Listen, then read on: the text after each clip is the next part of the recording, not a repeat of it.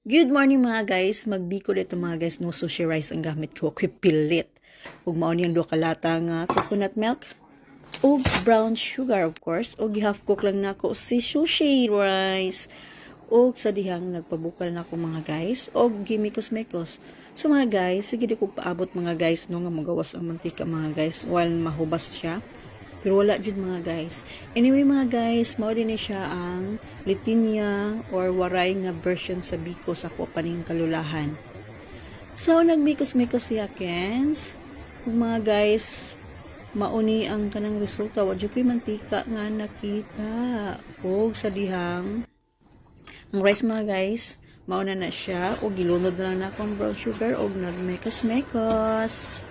Ug sa diha mga guys, mauna na siya mga guys, mura siya tira-tira. Gusto pa man ako i-achieve iyang color. Gikapoy na si manang, way mantika, gilunod na lang ang sushi rice. Huwag mauna siya mga guys, no? Gitabunan kay half cook raman para maluto jud. Og nabiko ra mga guys. Thank you for watching. Just comment down below. Tastes good. Salamat.